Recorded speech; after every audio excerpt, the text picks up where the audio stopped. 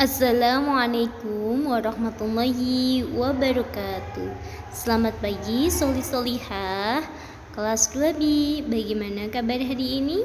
Semoga selalu sehat, semangat, dan selalu dalam lindungan Allah Subhanahu wa taala. Amin. Bu Guru akan melanjutkan pembelajaran tema 2 subtema 4 bagian yang kedua.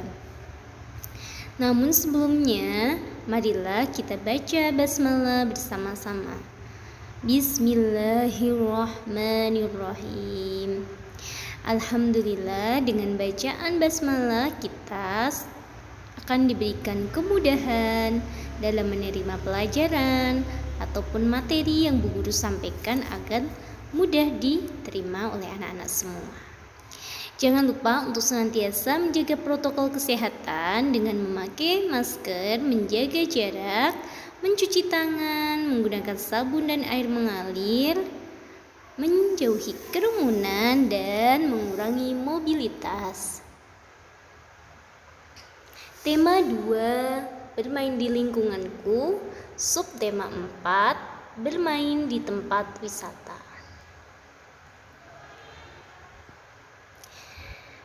Untuk pemetaan KD berarti pembelajaran kita hari ini meliputi PPKN Bahasa Indonesia, Matematika, SBDP, dan PJOK seperti yang sudah Bu Guru sampaikan di pembelajaran sebelumnya atau penjelasan sebelumnya.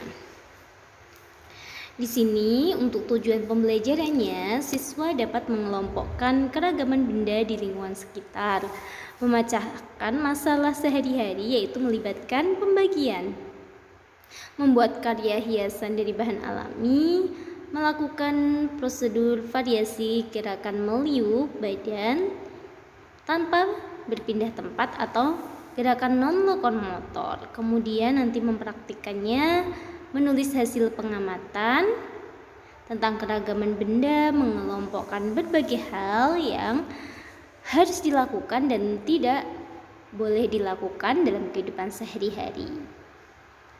Kemudian mensimulasikan kegiatan sesuai aturan yang berlaku, menyebutkan manfaat tentang aturan, menyebutkan akibat perilaku yang tidak sesuai dengan aturan.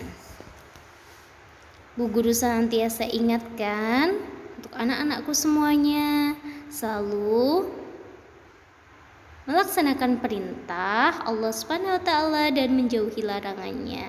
Sebab kita diciptakan Allah dengan sebaik-baiknya dan kita senantiasa diberikan rizki dari Allah Subhanahu wa taala.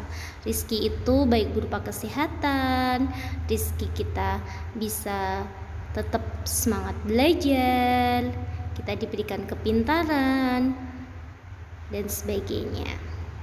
Jangan lupa untuk senantiasa berbuat baik kepada kedua orang tua, melaksanakan apa yang diperintahkan kedua orang tua dengan baik. Seperti itu ya anak-anak, pesan dari Bu Guru. Nah, anak-anak bisa membuka buku kalian di tema 2 halaman 206 sampai 207. Nah, kita perhatikan di sini ada beberapa gambar di sini memiliki ciri-ciri berbeda-beda dari benda-benda yang ada di gambar tersebut. Nah, bola berbentuk bulat dan berwarna-warni. Kemudian di situ ada pelosotan, ada tangga, ada juga tali. Nah, tentunya anak-anak sudah pernah melihat benda-benda tersebut kan? Nah, coba kalau kalian di rumah pernah melihat atau mempunyai benda-benda tersebut, anak-anak bisa diamati dari masing-masing ciri-cirinya bagaimana. Perhatikan beberapa gambar di bawah ini. Silahkan nanti anak-anak beri tanda centang pada buku kalian mana yang termasuk benda padat. Nah, pasti sudah tahu ya, benda padat sudah dijelaskan Bu Guru. Benda padat itu biasanya tidak berubah ukurannya ataupun volumenya, dan jika dipindahkan di tempat yang berbeda akan tetap. Jadi ciri-ciri benda padat itu tetap tidak berubah bentuk, biasanya juga keras. Nah, maka anak-anak pasti tahu kan ciri-ciri benda padat. Bu Guru akan lanjutkan di halaman 207 sampai 210. Di sini perhatikan anak-anak langkah-langkah dalam membuat hiasan kartu ucapan selamat ulang tahun misalnya. Sediakan alat dan bahannya. Bahan alami yang digunakan di sini adalah biji saga. Kemudian ada bahan lagi seperti kertas karton, lem dan biji-bijian lainnya. Nah, alatnya berarti berupa lem yang digunakan untuk merekatkan biji-bijian tersebut. Namun sebelumnya kalian membuat pola terlebih dahulu menggunakan pensil sehingga biji-biji tersebut akan mudah ditempelkan.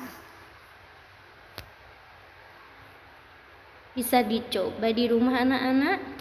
Nah, kita akan lanjutkan dengan pembelajaran tentang pembagian. Di sini ada pembagian dengan 3 angka. 12 dibagi 2 dibagi 3. Bagaimana caranya? Anak-anak mengerjakan di bagian depan terlebih dahulu, yaitu 12 dibagi 2 terlebih dahulu. Bisa menggunakan cara susun pengurangan berulang. Nah, di sini 12 dibagi 2 dengan hasilnya 6. Kemudian hasil 6 tersebut dibagikan dengan 3. Seperti ini, perhatikan anak-anak. Nah, 12 dibagi 2 dengan hasil di situ 6. Kemudian 6 dibagikan dengan angka 3 dengan hasil 2. Seperti itu anak-anak, boleh berlatih soal-soal berikutnya. Nah, perhatikan di sini gambar yang harus dilakukan dalam kehidupan sehari-hari di tempat wisata dan yang tidak boleh dilakukan dalam kehidupan sehari-hari di tempat wisata. Yuk perhatikan gambar-gambar di bawah ini. Yang pertama, membuang sampah pada tempatnya. Tentu ini adalah harus dilakukan oleh anak-anak karena ini sebagai perbuatan yang baik. Kemudian mengantri saat masuk ke tempat wisata. Ini juga perbuatan yang harus kalian lakukan di tempat wisata. Kemudian di sini ada menanam bunga. Nah, ini juga yang perlu kalian lakukan atau yang harus kalian lakukan. Namun di bawah ini ada beberapa perbuatan yang kurang tepat, seperti menginjak-injak tanaman, mencoret-coret bagian dari beberapa benda di museum misalnya. Nah, itu tidak diperbolehkan. Di halaman 216 sampai 217. Gambar yang harus dilakukan dalam kehidupan sehari-hari dan yang tidak boleh dilakukan. Sama dengan yang gambar tadi ya, ada beberapa ini yang dilakukan di rumah. Kira-kira mana yang harus dilakukan dan mana yang tidak boleh dilakukan? Perhatikan, contoh yang pertama, membuat sampah sembarangan, berarti ini tidak boleh. Bacalah teks bacaan berikut dengan lancar. Nah, di sini ada estafet bola. Bagaimana permainan dari estafet bola? Yaitu dengan cara meliukkan badan ke arah samping kiri, di mana samping kiri itu sudah ada teman kalian. Nah, permainan ini berarti dilakukan oleh 2 tim. Akan berbaris di kiri dan di kanan. Bola dipegang dengan 2 tangan di atas kepala dengan tangan yang lurus. Kemudian badan diliukkan ke kiri untuk memberikan bola kepada teman satu tim. Teman satu tim menerima bola dengan meliukkan badannya ke arah teman di sebelah kanan. Nah, hal itu dilakukan berulang kali atau dilakukan seterusnya seperti itu. Mereka tidak boleh memutar badan, tetapi hanya meliukkan badan. Mereka masih tetap di tempat atau melakukan gerakan non-lokomotor. Nah, di sini Anak-anak berlatih menceritakan bagaimana permainan estafet bola. Bola dipegang dengan dua tangan dan bola itu berada di atas kepala. Tangannya harus lurus. Kemudian badan diliukkan ke kiri ke arah teman satu tim. Nah, teman satu tim menerima bolanya, kemudian meliukkan badannya ke arah teman sebelah kanan. Nah, di sini peserta tidak boleh memutar badannya, hanya meliukkan badan. Teman paling kiri kembali meliukkan badannya dan mengoper bola ke arah kanan menuju tempat semula. Seperti itu dan seterusnya. Di halaman 219 sampai 220. Di situ ada sebuah cerita saat Benny bersama teman-temannya di sini pergi berwisata, yaitu menunggangi gajah. Nah, di sini anak-anak, adakah yang pernah menunggangi gajah saat di tempat wisata misalnya? Nah, silahkan nanti anak-anak bisa dibaca ya. Bagaimana cara-cara di sini ada langkah menaiki gajah. Misalnya, siapkan gajah dalam posisi kaki menekuk. Kemudian gajah akan menekukkan kakinya setelah mendengarkan aba-aba dari pemandu. Pemandu pertama kali menaiki gajah, penumpangnya akan dibantu menaiki gajah oleh pemandu lainnya. Setelah kaki gajah ditekuk, penumpang langsung menaikinya. Gajah akan berdiri setelah diberi aba-aba oleh pemandu. Caranya dengan menepuk kaki pemandu itu sendiri ke badan gajah. Gajah mengangkat kakinya tanpa melundukkan badan. Setelah berdiri, pemandu kembali menepuk kakinya dan gajah mulai berjalan. Saat berjalan akan terasa sedikit oleng, tetapi lama-kelamaan akan terbiasa. Halaman 220 sampai 221.